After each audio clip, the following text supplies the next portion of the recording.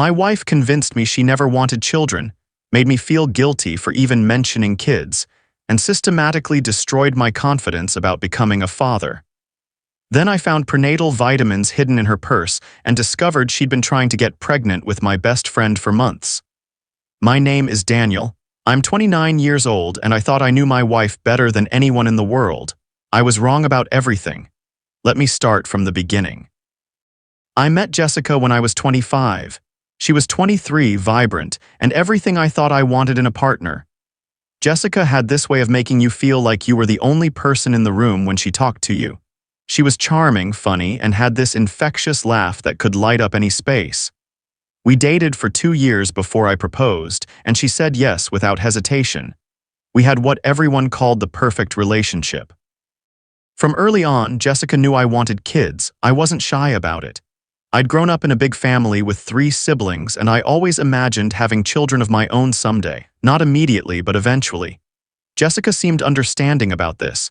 She'd smile and nod when I'd mention it, saying things like someday or when we're ready. I took that as agreement that we were on the same page about our future. After we got married, things started to change. Slowly at first, then more dramatically. Whenever I brought up the topic of children, Jessica would get this look on her face like I'd just asked her to jump off a cliff. She'd say things like, "I'm not ready yet," or "We need to focus on our careers first." I respected that. I thought we just needed time. But then the comments started getting harsher. When I'd see a cute baby at the grocery store and smile, Jessica would roll her eyes and mutter something about screaming monsters. When my sister had her second child and I got excited about being an uncle again, Jessica made a snide comment about how some people just can't stop reproducing. These little jabs started adding up, and I began to feel like wanting children was somehow wrong or selfish. The real turning point came about 6 months ago. My coworker brought his newborn daughter to the office, and I spent my lunch break holding her and talking to him about fatherhood. I came home that evening feeling hopeful and mentioned to Jessica that seeing the baby had made me think about our future family. She exploded. "Daniel, I cannot believe you're still harping on this," she said, her voice sharp with irritation. "I've told you over and over that I'm not ready. Why can't you just accept that? Do you want to force me into something I don't want?" I tried to explain that I wasn't trying to force anything, that I just wanted to know if we were still planning to have children eventually. That's when she said the words that would haunt me for months. "I never wanted kids, Daniel. I thought I made that clear. I thought you'd grow out of this phase, but apparently you're still stuck on this fantasy of playing house." I felt like the ground had been ripped out from under me. "But you never said you didn't want kids. You always said someday when we're ready." "I was trying to be nice," she said, crossing her arms. "I didn't want to hurt your feelings, but since you won't drop it, I'm being honest now. I don't want children. I never have. They're expensive, they're exhausting, and they ruin everything good about a relationship." That night, I lay awake staring at the ceiling, wondering how I'd been so wrong about something so fundamental. Had I really misunderstood her all these years? Was I the one being unreasonable? Jessica had a way of making me question my own memory and judgment, and I started to doubt everything I thought I knew about our relationship. Over the following weeks, the conversations got worse. Every time I brought up the topic, even gently, Jessica would accuse me of being manipulative or trying to trap her. She'd say things like, "I should have known you'd try to change me," or "typical man," thinking he can just decide what a woman should do with her body. She made me feel like a monster for wanting something that had always felt natural and important to me. I started to withdraw. I stopped mentioning children altogether. I stopped engaging with my friends who had kids. I even avoided my nieces and nephews because being around them reminded me of what I was apparently never going to have. Jessica seemed happier when I stopped bringing it up, and I convinced myself that maybe I could learn to be okay without children. Maybe she was right and I was being selfish, but then things got even stranger. Jessica started spending more time away from home. She'd go out with her girlfriends multiple times a week, sometimes not coming home until after midnight. When I asked about it, she'd get defensive and accuse me of being controlling. She'd say things like, "Just because we're married doesn't mean I can't have a life," or "I need space to be myself." I tried to be understanding. I thought maybe she was going through something and needed time to figure it out, but I couldn't shake the feeling that something was wrong. She was different around me, distant and irritable. Sometimes I'd catch her staring at her phone with this secretive smile, and when I'd ask what she was looking at, she'd quickly close it and say nothing important. The breaking point came 3 weeks ago. I was looking for my wallet, which I thought I'd left in Jessica's purse the night before when we went out to dinner. She was in the shower, so I figured I'd just grab it quickly. I opened her purse and started looking through it, and that's when I saw the bottle, Prenatal vitamins. I stared at that bottle for what felt like hours, my mind racing. The label was fresh, recently purchased, and when I shook it, it was nearly empty. These weren't old vitamins from years ago. These were current, and someone had been taking them regularly. My hands were shaking as I put the bottle back and closed the purse. I sat on our bed trying to process what I'd found. If Jessica was taking prenatal vitamins, that meant she was either pregnant or trying to get pregnant. But that didn't make sense. She'd made it crystal clear that she never wanted children. She'd made me feel guilty and selfish for even bringing it up. That's when the horrible thought occurred to me. What if she was trying to get pregnant, just not with me? I thought about all the late nights, all the secretive phone calls, all the times she'd accused me of being controlling when I asked simple questions about her day. I thought about how she'd systematically destroyed my confidence about wanting children, making me feel like I was wrong for having such a basic desire. I needed to know the truth, but I knew confronting her directly would just lead to more gaslighting and manipulation. So I decided to wait and watch. I started paying closer attention to her behavior, her schedule, her phone calls. I started noticing patterns I'd missed before. Every Tuesday and Thursday, Jessica would say she was going to book club or girls' night out. But when I casually mentioned her book club to her friend Emma at a party, Emma looked confused and said Jessica had never mentioned being in a book club. When I asked about another friend Jessica claimed to see regularly, I got the same confused response. The pieces started falling into place. Jessica wasn't just lying about where she was going. She was creating an elaborate fiction to cover up what she was really doing. And if she was taking prenatal vitamins while lying to me about everything else, there was only one explanation that made sense. I decided I needed concrete proof before I could confront her. I couldn't keep living in this state of uncertainty and doubt.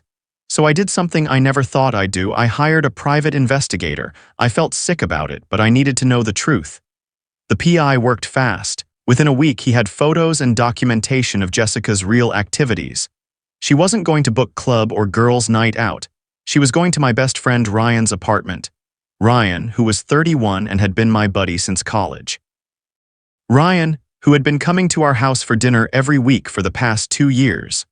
Ryan, who had always been supportive when I talked about wanting kids someday. The photos showed Jessica entering Ryan's apartment building on multiple occasions, staying for several hours, and leaving late at night. The PI had also documented them together at restaurants and hotels, holding hands and acting like a couple. It was all there in black and white, undeniable proof that my wife was cheating on me with my best friend. But the worst part was yet to come. The PI had also done some digging into Ryan's background and social media. Buried in his Instagram posts from several months back was a photo of him holding a baby with the caption, "Can't wait to be a dad someday." Jessica had liked the post. Everything clicked into place. Jessica didn't hate children. She hated having children with me. She wanted kids, just not with her husband. She'd been systematically destroying my confidence and making me feel guilty for wanting something she actually wanted too, just with someone else. I sat in my car outside my office, staring at the photos and documents, feeling like my entire world had collapsed. The woman I'd married, the woman I'd loved and trusted completely, had been living a double life. She'd been emotionally abusing me for months, making me question my own desires and sanity, all while pursuing exactly what I wanted with my best friend. I knew I had to confront them, but I wanted to do it in a way that would expose the full extent of their deception. I wanted them to face the consequences of what they'd done, not just to me, but to everyone who cared about us. So I planned something that would force the truth into the open, I decided to throw a surprise party for Jessica's birthday, which was coming up in a few days. I invited everyone, both our families, all our friends, Ryan included. I told everyone it was going to be a special celebration with a big announcement. The day of the party, I waited until everyone was there.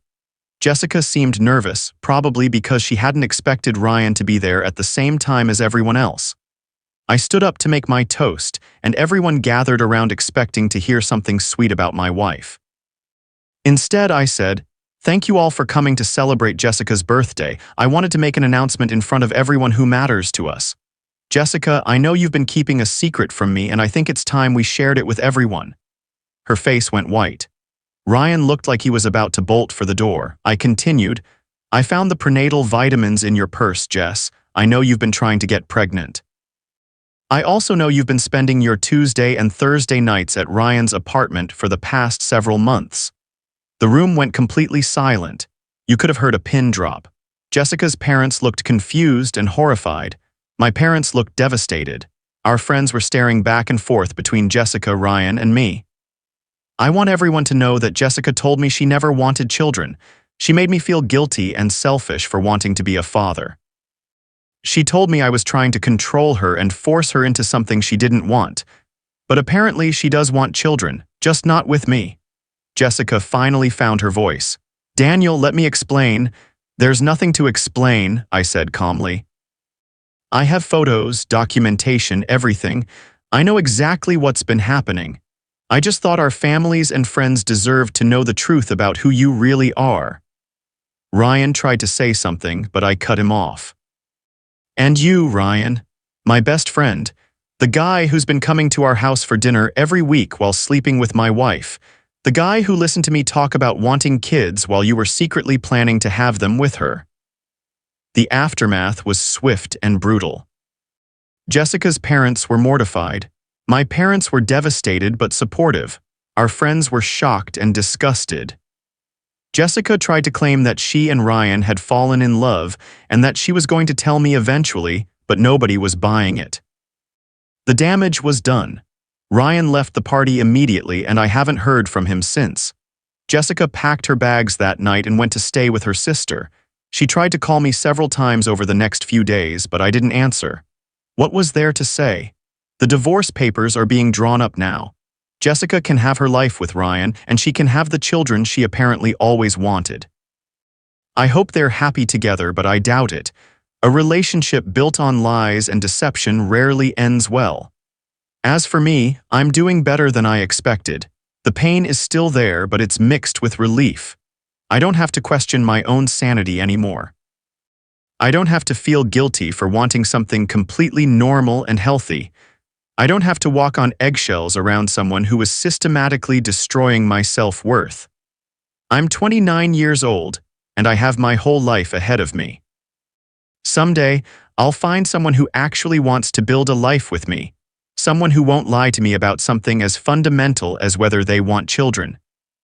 Someone who won't make me feel like a monster for having hopes and dreams for our future. The hardest part is realizing how long I let myself be manipulated and controlled. Jessica had me convinced that I was the problem, that my desires were unreasonable, that I was being selfish for wanting what most people want. But I've learned that when someone makes you question your own reality, when they make you feel crazy for having normal feelings, that's not love. That's abuse. I'm getting therapy now, working through the emotional damage of those months of gaslighting and manipulation. I'm reconnecting with friends and family members I distanced myself from. I'm remembering who I was before Jessica made me doubt everything about myself. And you know what? I still want kids someday. I'm not going to let her take that dream away from me. I'm going to find someone who shares that dream, someone who's honest about what they want, someone who won't use my hopes against me.